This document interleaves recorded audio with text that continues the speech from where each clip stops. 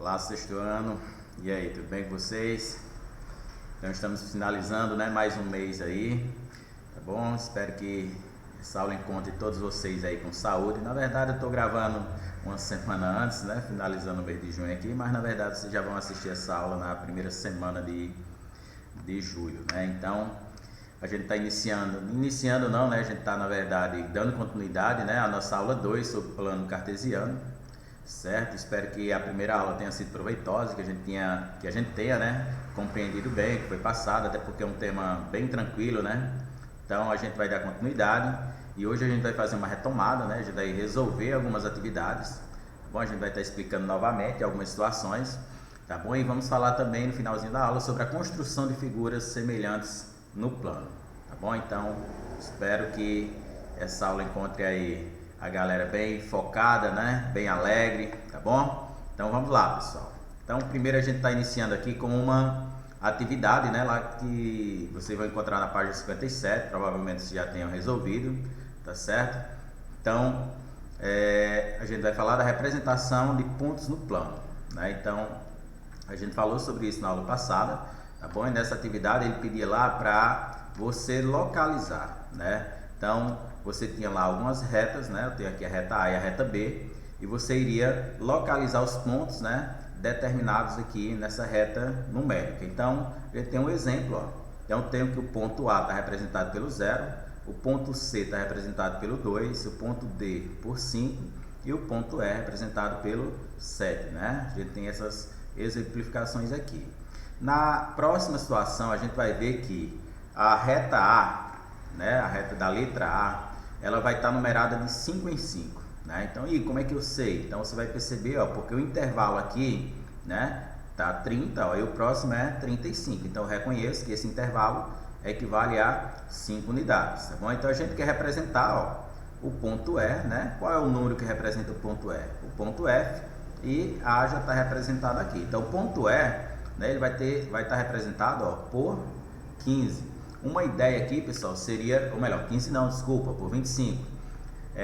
Uma ideia seria você numerar, né, de 5 em 5, já que você percebeu que é de 5 em 5, tá bom? E aí ficaria tranquilo, né? Só lembrar, ó, 0, 5, né, no primeiro ponto, 10, F representaria o 15, eu teria 20 e chegaria no ponto E, que seria o 25, tá bom? A gente já teria resolvido essa situação. Na letra B, é semelhante, né? Mas a gente vai identificar o intervalo, ó. Esse intervalo ele vai de 80 para 100, ou seja, de 20 unidades. E como é que eu sei? Basta você subtrair, ó. 100 menos 80 dá 20. Então eu sei que é de 20 em 20. Então se eu voltar aqui, ó, 20 unidades seria 60. E se eu voltasse mais 20 unidades seria 40. Então o ponto C seria 40. Agora indo para a direita, ó. A direita do 100. Então, 100 mais 20, 120, seria o ponto D. No próximo ponto aqui, que está entre D e P, seria o 140. E no ponto P, seria o 160, né? Matamos a questão aqui, tá bom? E teríamos resolvido, bem tranquilo, né? Ainda, né, nessa mesma página, você vai encontrar essa tabelinha, né? E as representações, ó, pedindo para a gente poder localizar. Então, nesse caso aqui, eu tenho K como sendo 50, aí você vai identificar, eita, mas não tem o 50, né? Mas aí você vai localizar dessa forma, a reta ela está numerada de 20 em 20, ou seja, cada intervalo equivale a 20 unidades. Então, esse 50, né, ele vai estar entre o 40 e 60. Então, fazemos aqui a localização dele, ó, exatamente ao meio, entre 40 e 60, e marcaríamos a letra K, tá bom? O 0, ou melhor, o 0 não, a letra O, né, estaria aqui representado pelo número 140. 140 tem na reta, ó, porque é de 20 em 20, né? A gente vai ter que 140 é um múltiplo de 20, tá bom? O ponto R, ó, seria o 0, né? Tá aqui no início. E o ponto T seria o 190. 190 vai estar, ó, entre 180 e 200, exatamente ao meio, ok? Uma outra situação, ó, que vocês encontraram foi a quarta questão lá da página 59. Nessa página 59, a quarta questão dizia lá o seguinte, ó, de acordo com as coordenadas, dos pontos completa a tabela. Então, você vai identificar os pontos ó, na tabela e a gente iria identificar primeiro x e depois y. Foi assim que a gente viu na aula anterior, tá bom? Então, ó, sempre lembrando, pessoal, vou partir do zero, primeiro para a direita, depois para cima. Ou seja, vamos falar agora numa linguagem matemática, né? Vamos andar na horizontal, tá bom? E depois na vertical, beleza? Sempre partindo do zero. Então, ponto P, ó. Vamos lá, partindo do zero, ó, 1, né, na horizontal e 2 na vertical, ou seja, x é 1 e y é 2. Agora o ponto Z. Z a gente vai identificar ele aqui, ó, primeiro para a direita, ó, andamos até o 2, né, na horizontal e 1 na vertical, ou seja, 2 e 1. Aí 1 e 2. E 2 e 1 é a mesma coisa? Não, a gente percebeu que não, ó. Localização diferente, tá bom? Isso faz uma diferença grande quando a gente vai resolver algumas atividades. O ponto B, né, localizado aqui, ó, na horizontal, acima do 3 e 2, ou seja, 3 e 2. X é 3 e y é 2. Então, 3 e 2. O ponto T, ó, é o contrário. O ponto T, primeiro na horizontal aqui, ó, é 2, né? E agora vamos aqui na vertical, ó, 3. Então, 2 e 3. Essa atividade, pessoal, é justamente para a gente perceber a diferença entre a inversão dos números, né? Então, quando a gente inverte um número, inverte também a posição desses números, tá bom? E A seria lá no 2 e 0. Você vai ver que só há deslocamento na horizontal, não há deslocamento na vertical, tá bom? Então, ele está sobre o eixo X. Se ele está sobre o eixo X, é o número que representa o X e o 0. Aí, mas se ele estivesse no eixo Y, então no eixo Y seria o número que estaria em Y, tá bom? E depois, ou melhor, o 0 e depois o número que estaria em Y. Vamos supor, ó, que eu tivesse um ponto aqui no 3. Então, ó, não teria deslocamento na horizontal, seria só na vertical. Então, seria 0 e 3, tá bom? Então, ponto A está dessa forma. 0 partindo aqui para o 2. Chegou no 2, 2 e, como não tem deslocamento, né, na vertical, 2 e 0, beleza? Continuando aqui, ó, a gente vai falar de figuras semelhantes, tá bom? Então, o que seria uma figura semelhante? Então, quando a gente diz assim que algumas pessoas são semelhantes, é porque elas se parecem, né? Então, elas têm algo em comum, então elas são semelhantes, né? Muitas vezes, eu até brinco na sala de aula, né, que existe alguma semelhança entre os alunos, só que essas semelhanças ou vai ser no comportamento, né? Ou ela vai ser a partir de uma vestimenta, a partir da farda que a gente usa, né? Que são praticamente todas iguais, tá certo? Então, há algo de semelhante. Então, quando a gente falar aqui em semelhança de figuras, né? Em figuras semelhantes, vai ser basicamente isso, tá bom? Então, ó, figuras semelhantes são aquelas que possuem ângulos correspondentes semelhantes e lados correspondentes proporcionais. Essa proporção entre os lados e a semelhança entre as figuras garantem também a existência de uma propriedade envolvendo suas áreas. Então, primeiro vamos entender o que é uma figura semelhante. A gente tem aqui, ó, duas figuras. Essas figuras são iguais? Não, né? Elas não são iguais. Mas aqui, ó, é uma figura com 6 lados e aqui também é uma figura com 6 lados. Beleza, né? Isso já faz parte, né, de uma ideia de semelhança. Tá bom? Mas elas não são iguais. Ó, o tamanho delas é diferente. Tá bom? Então, você vai perceber que apesar de ser um hexágono regular, lembra, hexágono regular ou qualquer polígono regular, tem medida dos lados iguais. Tá bom? Então, tem aqui, ó, um hexágono, tá bom? Que todos os lados medem 1 centímetro. E eu tenho aqui também um outro hexágono, ó, só que os lados agora medem 2 centímetros. Lembra que, ó, ele diz que os ângulos têm que ser iguais, tá bom? Só que os lados têm que ser proporcionais. O que é que significa essa proporção? Significa que se você quer uma figura semelhante à outra, você pode aumentar essa figura ou você pode diminuir essa figura. Nesse caso, partindo da primeira, da menor para a maior, houve uma ampliação. Ou seja, ela foi ampliada 2 vezes, ó, porque o lado aqui mede 1 e o lado aqui mede 2. Ou seja, todos os lados aqui dessa segunda são proporcionais a essa primeira figura, tá bom? Ou seja, eles medem o dobro. Então, se você dobra uma medida, a outra também vai ter que ser dobrada. Se você triplica, a outra também vai ser triplicada, tá bom? Então, o que é que se mantém aqui, ó, em uma figura que são semelhantes? Em figuras semelhantes, o formato vai se manter, ó, o formato é o mesmo, né? Então, eu tenho o hexágono, ambos são hexágonos regulares, tá bom? Assim como seus ângulos. Então, o que é que ela mantém? Ela mantém o formato, ó, a figura é a mesma, tá bom? Os ângulos, se você for medir os ângulos, também são os mesmos. Porém, galera, você vai perceber que o tamanho muda, tá bom? Você pode ou ampliar ou você pode reduzir a figura, tá bom? Então, ó, vejamos aqui, ó, uma atividade está lá na página 59, tá certo? Para a gente poder iniciar. Então, ó, nesse plano cartesiano, construa o triângulo ABC de vértices A, 1 e 1, B, 3 e 1 e C, 1 e 3. E o triângulo DEF de vértices D, 4 e 1, E, 8 e 1 e F, 4 e 5. Então, primeiro a gente vai construir, né, o triângulo ABC. Então, o triângulo ABC está aqui, ó, o vértice A, ó, partindo do zero, ó, 1 e 1. O vértice B, ó, partindo do zero, 3 e 1. Agora o vértice C, ó, vamos partir do zero, ó, 1 e 3. Formamos aqui, ó, um triângulo, né, como foi pedido. Agora ele pede o seguinte, ó, para a gente construir um outro triângulo, DEF. Esse triângulo DEF, ó, primeiro, o vértice D, ó, partindo do zero, 4 e 1. Partindo do zero, ó, vamos agora para o ponto E. Então, ó, 8 e 1. E agora vamos construir o ponto F, ó. Então, 0, partindo do zero aqui, ó, 4 e 5.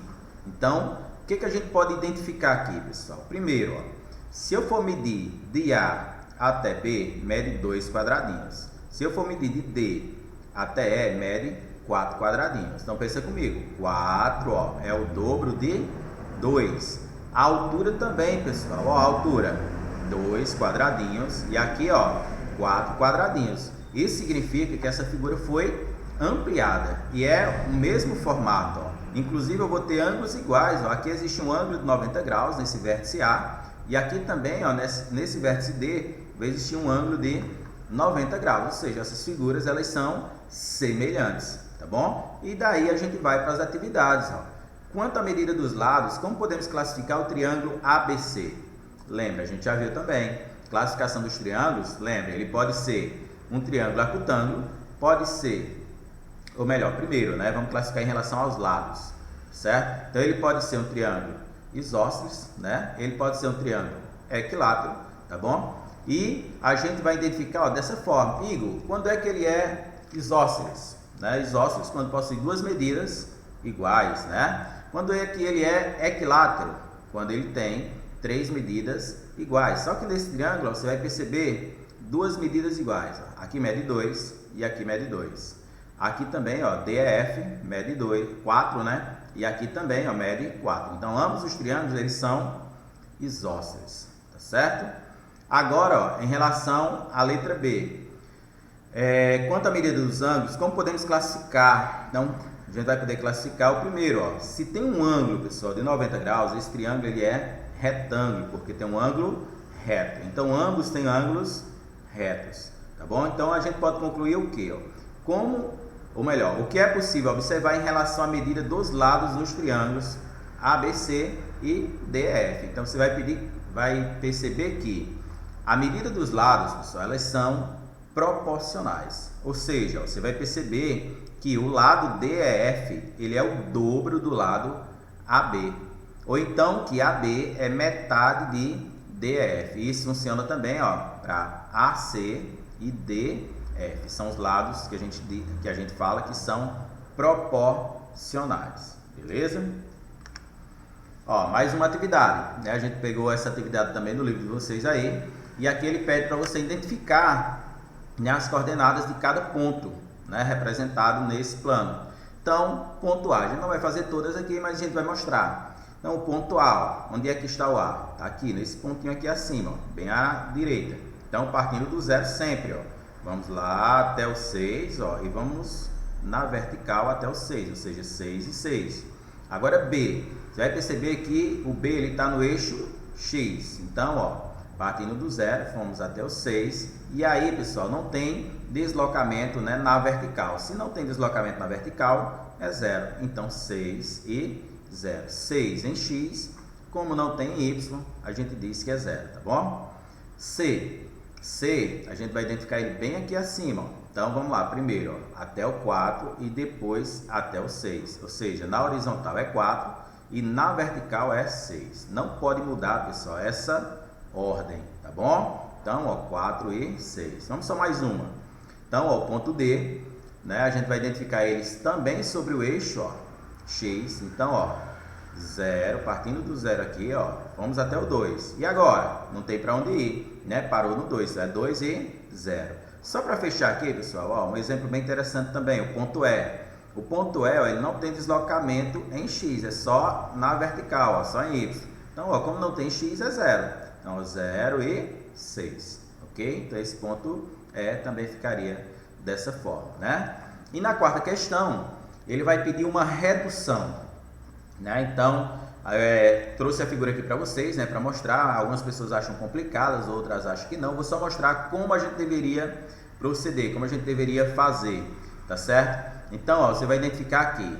Ele quer que você reduza, né, cada quadradinho de 2 para 1. Então, ó, você vai identificar o que? A figura original está aqui. Então, eu vou identificar, ó, de A para B, mede 2 quadradinhos. Então, quando eu for reduzir, como é pela metade, ó, de A para B vai medir apenas um quadradinho, tá certo? Outra coisa, ó, de B para C são 4 quadradinhos. Então, na próxima figura, de B para C vai ser apenas 2. Então, é assim que funciona. Se é para dobrar, você aumenta 2 vezes. Se é para reduzir, você diminui 2 vezes ou divide por 2. Não é assim que a gente faz?